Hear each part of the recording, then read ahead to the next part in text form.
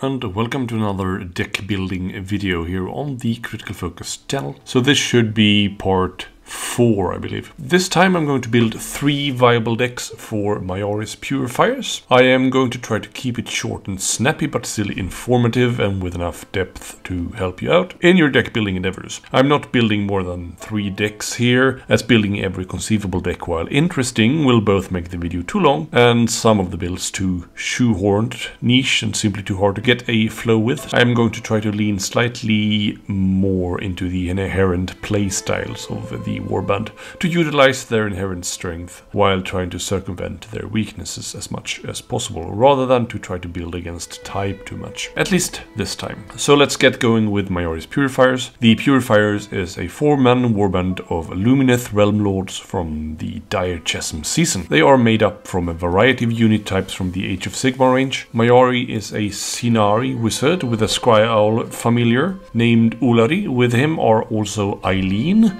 a Veneri Blade Lord, Bahanar, the Alarith Stone Guard, and Senalia, the Oralan Sentinel. I hopefully got all those names right. Anyway, they are quite sturdy defensively, with all members sporting double defense dice inspired, and Bahanar and MYARI from the get-go. Bahanar also has the additional defensive buff of being immune to drive back while having no move and or charge tokens. The warband's weakness is that they are all 3 wounds, so it's pretty vital to get them all on that 2 defense ASAP, and they are fairly easy to inspire, their condition being to have only successes in attack or defense, regardless of the outcome of the actual roll. And they have the unique Aether Quartz mechanic to help them there. All of the fighters starts with 1 counter, which they can spend to re-roll a dice in attack, defense or casting, but once used they are gone for good. There are also a plethora of cards that utilize these counters in a bunch of different ways that we will go into later. DPS wise, they are not bad, with the tank Bahanar being a scary 2 smash 3 damage with 2 range inspired, Eileen on 3 smash 2 damage with cleave inspired, MYARI with the typical wizard stats and 2 damage on the spell inspired, and last but not least the Bow Lady being very capable with a 3 range grievous attack or 4 range non-grievous. That's 2 hammers 1 damage base, which also goes then to a whooping 5 range inspired, but that's without the grievous. The 2 melee fighters goes to a respectable 2 block inspired, while the ranged ones sport 2 dodge inspired. So even if they initially seem like Hexbane level squishy, I guess, they're most of the time in fact not. So it's time to stop dilly-dallying and let us then see what we have to work with in the deck here. The objective deck, while not exceptional, have some golden nudges. We only have 5 searches here though, and not all of them are amazing, but I think we have some decent stuff to work with. First up, Elemental Blessing, which is a hybrid for casting 2 spells in the same round, or using the Aether Quartz counter to resolve a elemental ploy. That's a ploy with the elemental keyword, and there are 4 such ploys in the deck, of which at least 3 are very solid, so this is not too shabby. Force of Avalanche is interestingly enough not worded as a kill search, but it really is in practice. You need to succeed with an attack that does at least as much damage as the target's wound characteristic, and that generally doesn't take them out of action, so it is, for all intents and purposes, a kill search. It's a very easy objective versus Horde warbands, but you might struggle to see completion versus certain opponents here, like Morgox, Domitans, Rippers and Dron, and none of these warbands are very rare to meet, so while tempting, you might simply get screwed over in the matchup if you take this one. And if Bahanar gets killed, you will struggle even more, as the other fighters don't put out as much damage. Patience of the Mountains is a search for every fighter being on guard after an activation. A sad card to draw early, obviously, but once you lose 1 or 2 fighters, it's very easy, and there's stuff in here to get guard tokens on more than 1 simultaneously. It's a pretty solid objective, actually. Perfect Formation might also seem super tempting for that 2 glory search, but holding 3 with a 4-man warband is a risky card to take. Draw it too late and it's a dead card, and even drawn early it's hard if your opponent is also trying to play hold at the same time. So Unsullied Hands is a very high elfy card. Kill someone with range 3+. Pretty solid card for these guys, with 2 competent ranged fighters, and with Grievous on the bow and 2 damage on the spell, we have the blasting power to do it. For the end phases, Diamond Bright Souls is another quite lofty card. 3 surviving and inspired fighters in the end phase is a stretch, even for 2 glory. Sadly a pass for me. Haughty Exemplars needs us to have more surviving fighters than our enemy. I'm almost tempted to leave it in. It's gonna be very hard versus larger warbands, obviously. I wish it was worded as less fighters out of action than your opponent, but as it is, it's a bit of a risk to take, but maybe not too big of a risk to leave it in for now at least. We will play a more control style game with these guys, so overextending and dying in droves shouldn't be something we commit to doing. Perfectionists is a single glory for having wasted all of your Aether Quartz counters. Pretty easy really, even though there are benefits of keeping them around to boost certain cards, but let's keep it in for now. Purifying Light isn't the most exciting card in the world, but a rather straightforward 1 glory for holding an objective with MYARI. Let's keep it for now. Pursuit of Excellence is a great card that gives us 2 glory for having 3 upgrades on a single fighter. That's a great card, which for many warbands, only 1 glory. Obviously not the best card in round 1, but very scoreable in round 2 or 3. Seal the Beast's Grave is not unscoreable, but just like Diamond Bright Souls and Perfect Formation, it's a little too lofty to be holding 3 objectives for my liking. Vaunted Speed is a weird card, which a lot of players have most likely misread 1 or 2 times. You need to have a higher move characteristic on a friendly fighter than all other fighters, friend and foe. So if you have 2 super speed hacked fighters, they must not have the same move, but rather one of them have the higher of the 2. I'm not really a fan of investing in a bunch of move cards just to score a single glory for a card that's not even entirely in my control, so I'm gonna pass, especially now that like the Breakneck Slaughter is in effect and it's a pretty popular deck, so we will have a lot of fights around with pretty high moves. So this is our starting point for the objectives. Ploys then. First up, I have to say I'm really sad to see the High Elf team, the freaking masters of high magic, not having more than 1 spell. And it's a pretty lousy spell actually. It's Lambent Light, it's hard to cast, and it's rerolls versus a single enemy fighter for the duration of the round. While a pretty strong effect against a single important antagonist, it's too hard to cast to see an inclusion. Elemental Ploys then, these are a more delightful reading. Shadow the Mountain chucks our Aether Quartz counter to get a guard token on a chosen fighter and all adjacent fighters. So basically you could make a single move to be in a group of 3, even in your like first activation, to almost score Patience of the Mountains inside that first activation. Another neat thing with guard tokens for this team specifically is that it helps them fish for successes in defense to inspire. You can also forgo the dumping of the Aether Quartz to only guard the chosen fighter. A sweet card that will make the initial cut and probably stay around. Channel the River is push a friendly 1 hex or 3 hexes if you dump your precious counter. Even just a 1 hex push is valuable enough really. Include. Channel the Wind is very good ping damage, 1 damage to an enemy fighter within 2, or 1 damage to each enemy within 2. Run into a horde of gobos and squigs and ping everything. Don't actually do that though. It's suicide. Don't do it. Channel the Zenith is our last elemental ploy. I love that they're all named Channel, by the way. Makes it very easy to not miss that they are indeed the same and they are all elemental ploys. That's good job on the wording, GW. Credit where credit's due. This is actually my least favorite elemental ploy though. You remove your counter to inspire, but you uninspire after the round. It's pretty much only good in the last round. A hard bargain for the cost of your precious counter. Pass. Dazzling Light is -1 dice to enemy fight's attack actions in the next activation. To stand in the dazzling brilliance of a Realm Lord is a tough job, it seems. Is it super vital though? I mean, it's okay, and we'll keep it for now, but we'll probably scrap it if it has to make way for certain builds here. Flicker of Light is potentially very good. It's a 50-50 to negate an incoming blow, but you need your counter to be able to do it. Most likely a dead card in round 3 or even late round 2 if you're unlucky, but it's so game-changingly strong that we will have to consider it. Surety of Purpose is +1 damage, but only on a charge. While we want to play more control-y, passively with this warband, the sweet thing with this card is that it's generic +1 damage. That means even for a range 3+ attack action, which is not generally the case for such cards. So we could make a back alley charge even without committing and still reap the benefits of this card. That being said, and I'll keep it for now, I'm generally geared more towards +1 dice cards to actually land hits than +1 potential damage and miss the attack with no additional accuracy to boot. So yeah. But it's not horrible. Tectonic Force is both versatile and not. It's not versatile since it's only bound for Bahanar, but versatile in its wording. You either push an enemy towards Bahanar or Bahanar towards an enemy. And you can pick any enemy. Nothing of that like within 2 or 3 crap. Very versatile, so it's a very open push to either get Bahanar on an objective, an opponent into range of his hammer, or an enemy far off into a lethal hex, or whatever really. Even though it's bound to him, I really like the versatility of this card, and with Salvage now a thing, I'm gonna keep it around, at least for now. Untouchable Pride is a guard token if you have an Aether Quartz counter, or a heal 1 if you have none. Both decent effects and both useful for a fragile warband. Let's keep it for now. Lots of strong ploys. Will be hard to ditch some of these. Upgrades then. Balanced Soul is a reroll for casting and spell attack actions for MYARI specifically. Too bad it's not for wizards only, as that would have made it more versatile. A card for, say, Force of Frost. Still, though, very solid. Hotstone Amulet is -1 damage, so it effectively takes us to 4 wounds, but it's even better than that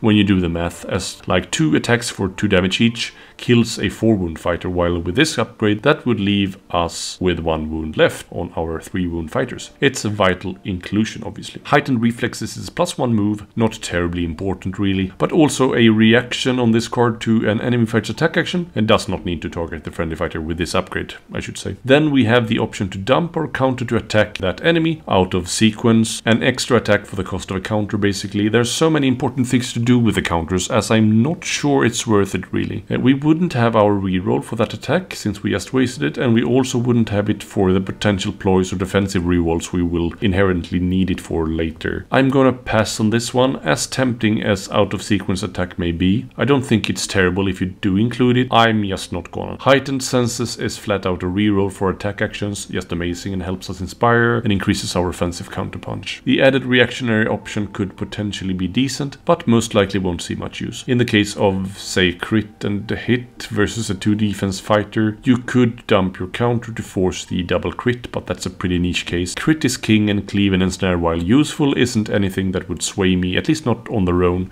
to include a card. Still, the offensive reroll is great. Magical Boost is immunity to backlash, very poor effect on its own. The reaction is also not very strong. Instead of using your counter to reroll, you can use it to roll a 3rd dice, which is pretty much the same as a reroll, except in some very specific cases. I'll pass. Mountain Stance is immunity to cleave for Bahanar. It's also +1 damage while unmoved or uncharged, so potentially a 4 damage gatekeeper. Pretty scary if you have enough pushes to shuffle him around, crushing skulls left and right with his stone mallet without charging. Is +1 damage on top of his 3 damage inspired really necessary though, regardless of how cool this upgrade is? Maybe not. Or maybe it is. There's plenty of 4-wound fighters around to make charging into your territory a scary proposition when a 4 damage Bahanar is standing guard. And I think it might be very useful for that. I have certainly thought once or twice extra before charging near him with this upgrade on several occasions. I don't think we should underestimate that effect that such a card has on an opponent. Mountain's Gift is on guard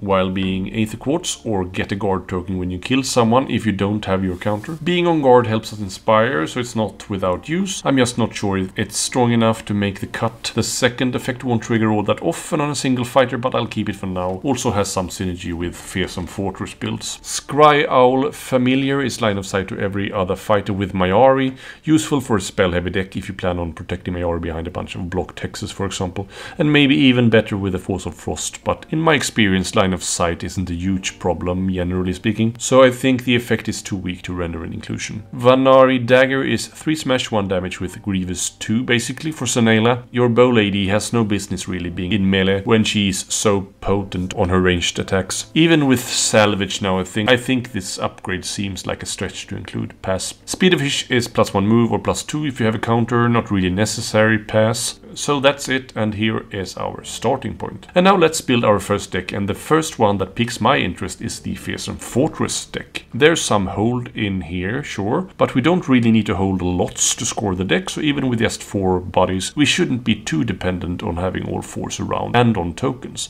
Let's get to it. So here it is, searches. I kept the Elemental Blessing and Patience of the Mountains, with guard tokens being given left and right with this pairing, and I also kept 3 of those elemental ploys for this build, so scoring the Elemental Blessing should also be doable. Bold Sortie, we should stay mostly in our half or the mid zone with this pairing, and with some pushes on the walking wall, charging from a feature token shouldn't be a problem. Earthworks is very easy here with guard tokens everywhere, and successfully defending with, say, Bahanar as our gatekeeper should also be very doable for that impregnable defenses. Lethal defenses is the only non-passive glory basically, but it has no range restrictions like the Unsullied Hands, and hence I think it's a little bit more versatile, but you could certainly swap those around if you prefer to. End phases, Haughty Exemplars is our lofty objective here with a more controlled playstyle. We should though be able to be quite survivable here with some decent counterpunch. Obviously it will be a hard card versus some opponents, but we can't just take one glory end phases. Perfectionists is though a very easy one glory end phase. In worst case scenario you might have to waste a reroll or something to score it, but most often you will get plenty of opportunities to use your counters properly. Staying a bit further back with our main man on an objective should be a nice one glory with Purifying Light, and not unlikely he is also the one scoring us Pursuit of Excellence for having 3 upgrades for Sweet 2 glory. Conquer Domain is very easy glory here with the chance to score more. Stockpile is also fairly easy. Hold to a value of 6 isn't that hard really. 2 tasty glory. Nothing too lofty or unscorable here except maybe the Haughty Exemplars. Just 15 glory total though, but with a conservative amount of dying it should be enough, and as I said, Conquer Domain could get us an extra 1 or 2 glory. Ploys then. Channel the Mountain, Channel the River and Channel the Wind is just too good to shuck and helps score us Elemental Blessing, with MYARI'S spellcasting as a backup if our draw is extremely unlucky. Dazzling Light to debuff our opponents and score us impregnable defenses and just generally keep us alive, which is a good thing. And so is Flicker of Light. Tectonic Push is that sweet versatile Bahanar push, or opponent to Bahanar push. Bound Spirit is a fairly reliable ping damage when your enemy moves close to a feature token. That together with Channel the Wind should make us at least a little bit scary. Not Druki scary, but still. Determined Push, Redeploy and Take Your Positions are just invaluable pushes, especially for an unmoved Bahanar.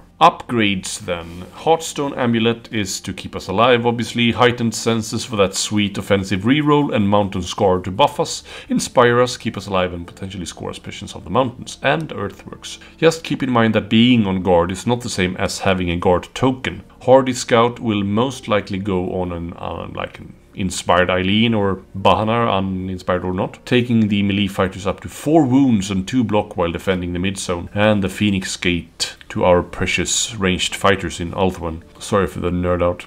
With Heartstone Amulet and the +1 wound from this upgrade, this one is looking quite scary on a 2-block fighter. Rapid Defender is a reactionary push that gets us into vital positions, while Siege Masters can give us a lot of guard tokens at once, scoring us Earthworks and Patience of Le Mountain. Stalwart Sentinel makes us unpushable on feature tokens within 1 hex of no man's territory. Bahanar might already be, but only while uncharged and unmoved, and could certainly be usable on Eileen as well. Walking Wall is amazing as we are counted as being on a feature token and can ease the scoring of several cards, not least Bold Sortie comes to mind. Balanced Soul is maybe not super necessary for this build in particular, but a reroll for MYARI sure doesn't hurt and could help us score Elemental Blessing with having successful casts. Pair it with the 8th Quart counter for a double reroll. Mountain Stance is the last card here. Immunity to Cleave for Bahanar makes him even more scary while also getting +1 damage while unmoved. That's the complete deck. You shouldn't be too dependent on the randomness of the dice with this deck,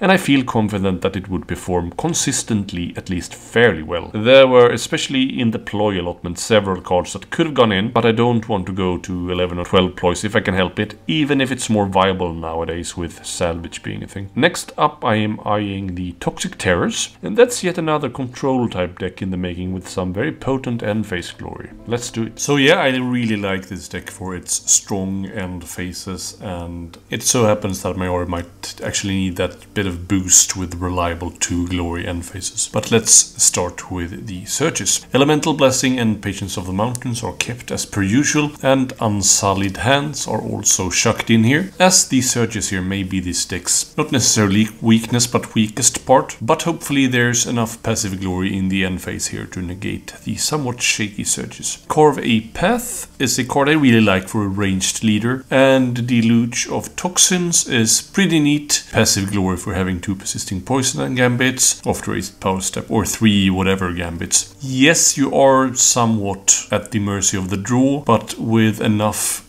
poison gambits included, we have done what we can to cover all the bases for the scoring of this card. I've included 4 poison gambits here to make this fairly scoreable at least, while also having useful effects on their own. Mass poisoning is a rare 2 glory inclusion for me, but after having played the poison deck with Thunderix, I feel it's a pretty sweet objective on a warband with a lot of ranged options. When you're not relying on charging, you can have the luxury of trying several times with the ranged fighters to get those 2 successes. Chuck a poison upgrade on a fighter and attack 2 times successfully in a round. It's fairly doable for 2 glory search actually. And we take 5 poison upgrades in this deck to make sure that we have enough synergy here. Obviously it could be a tall order, but this warband has good accuracy with pretty much nothing less than 2 hammers for accuracy. In the end phase I've included the haughty exemplars again. If you feel this is a tall order for this slightly more aggressive deck, then swap in Perfectionist by all means for the wasting of your counters. It's pretty much a fine swap in my book if you want to play it safe. Purifying Light and Pursuit of Excellence are 2 solid not to include. And then we have the sweet pair of 2 glory cards from the poison deck with capable poisoners for landing 1 hit and having a poison upgrade on 2 different fighters. That's a very scoreable end phase for 2 glory. Venom Gorged is 2 glory for holding an objective with a poison upgraded fighter in enemy territory though, but I still think it's easy enough to pull off even with a warband that kind of wants to sit a bit further back. Bahanar or Eileen could certainly move forward with that 2 block.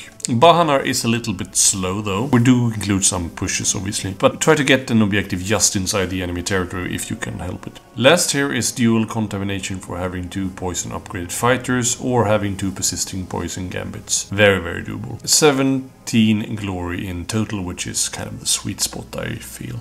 We do have to acknowledge the fact that Championship and Nemesis deck building is quite different. Where 15 glory, for example, seems low in a Championship deck, it's really not that low in a Nemesis environment. So 17 should definitely be fine. Gambits then, of course our staple channel ploys here are included, as are the potential game-saving Flicker of Light. Tectonic Force is just a great card for Banner, especially since he might be the Venom Gorged one to hold that enemy objective. Then we take 4 poison gambits. The first one is Bleeding Out for -1 move, -1 defense. Not terribly strong effects, especially on 1 defense fighters obviously, but together these effects form a solid debuff and helps us score the Deluge of Toxins mostly, just like the other 3 cards here. Freezing Venom is very good though to stop an enemy from charging until they make another action, otherwise it lasts until the end of the round. That's a great control card, especially versus elites. Ill Prepared puts a move token on an enemy fighter on a starting hex, which then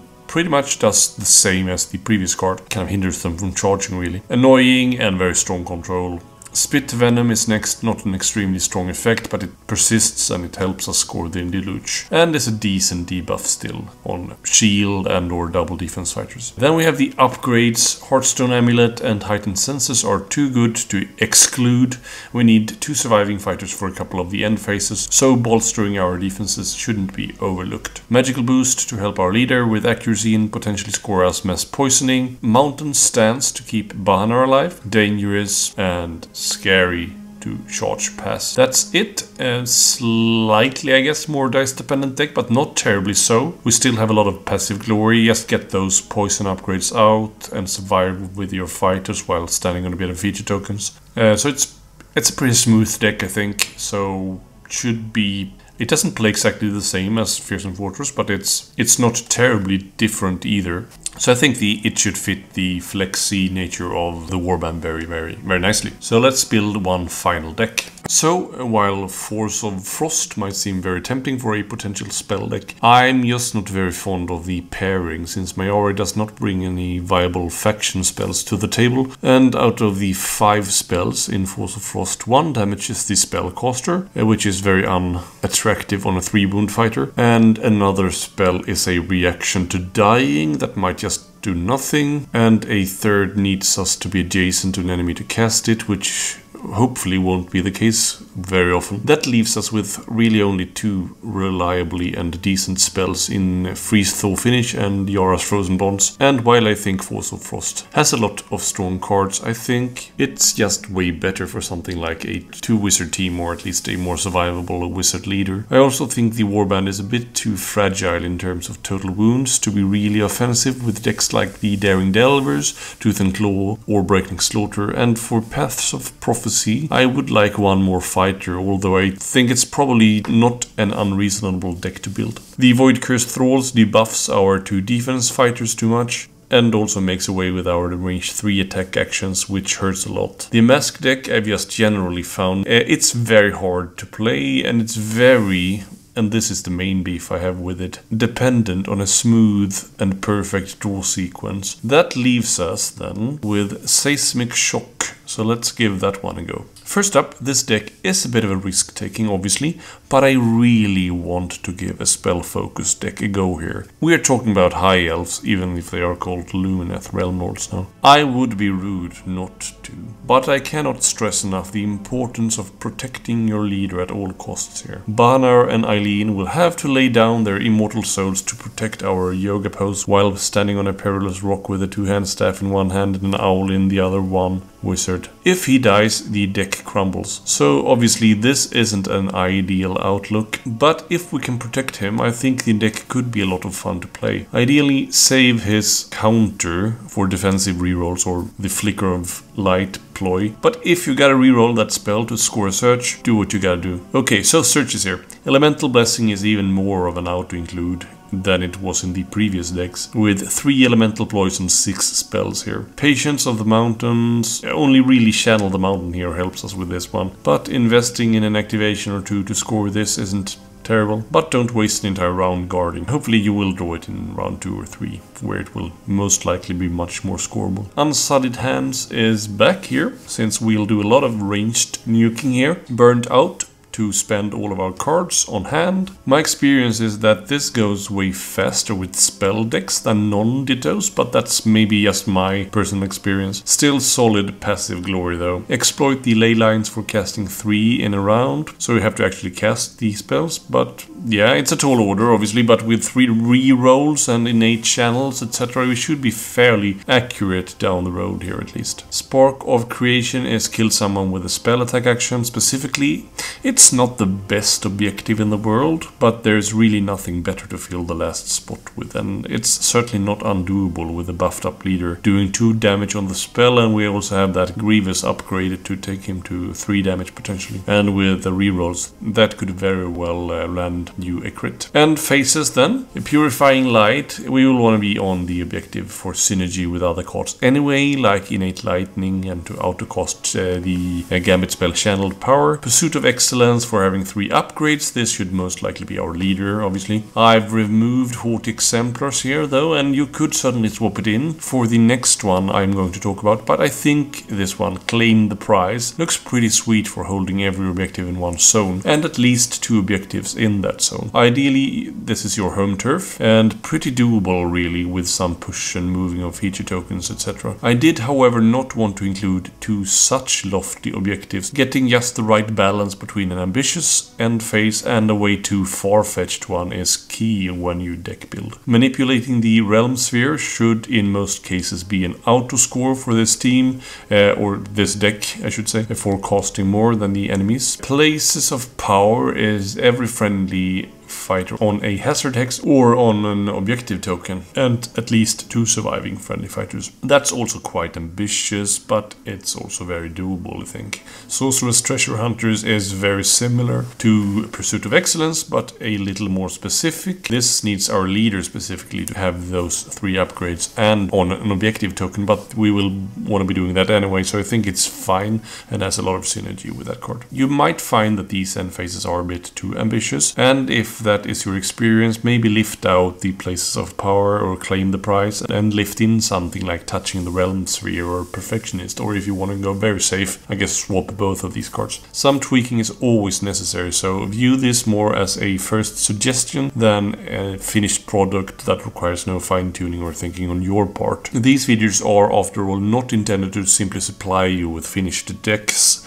but rather get you into the mindset of how to construct your deck, how much of a certain type of card that you need to synergize with other stuff, and yeah, etc. That being said, let's move on to the ploys and gambits. Our staple channel ploys here, of course, but then it's only Flicker of Light that stays in from our faction cards. Then it's all 6 spells from the Seismic Shock, which is there to mostly just score us the deck, to be fair, more than their individual effects. And as the video is already long enough, check out my review of this deck for a full analysis of the individual cards, even though my opinion might have changed slightly since then on a couple of the cards. But anyway, let's go on to the upgrades. Hotstone Amulet should most likely go on to MYARI. Sadly, Heightened Senses does nothing for his spell attacks, since it's rerolls for attack dice specifically, which is a bit of a tricky wording. Still, it's too good not to include, and can still see a lot of use on the other fighters. Mountain's Gift for extra survivability as well, and possible synergy with Patience of the Mountain. Balanced Soul, though, will definitely help us out there. I almost consider to chuck in the Scry Owl Familiar here as well, to ensure line of sight at all times,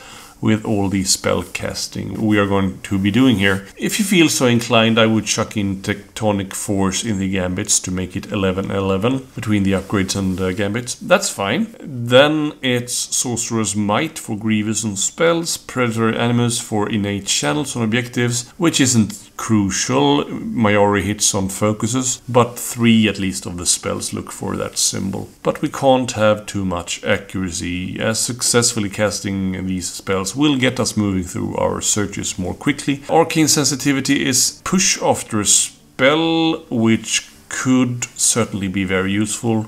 The Repelling Shield is mostly there for the immunity to pushback, with a non-crucial side order of staggering an enemy that moves into melee with us. Quintox's Unseen Hand is mostly there to be able to pull off a spell, even if we find ourselves very far from an opponent, more than the actual effect of the actual spell. That's it, folks. 3 decks for MYARI'S Purifiers. I guess all of these decks are pretty control-y, sneaky, high elfy, let's not get our hands dirty shenanigans, but I like it. These decks are, as I said, just first drafts rather than end products, and tweaking is probably very much needed, but hopefully you get something out of this viewing experience. As these deck building videos specifically takes a lot of time to script and record, I would very dearly appreciate if you would like the video, maybe screw a little doobly-doo down below pertaining to what you think about the video and your wishes for future installments of the series or other videos that you want to be seeing on the channel. I take everyone's wishes into account, but member requests are prioritized. If you want to support my work here as a YouTube member, it's a meager $4 or so to receive a greater influence on the content here, early access on the videos, and shoutouts at the end of every video. As we grow, I'll most likely add in more perks, but for now, rest assured that your support is very much appreciated. So yeah, let's roll those end credits. This is Mats again, chiming in to thank you for watching the video. Please don't forget to subscribe, like and comment, and to not miss out on future content, ring the bell as well. And if you really liked this video, feel free to click the thanks button just below this video. And if you want to support me even further, you can now become a channel member and claim the title of Critical Focus fan. Until next time, take care, bye.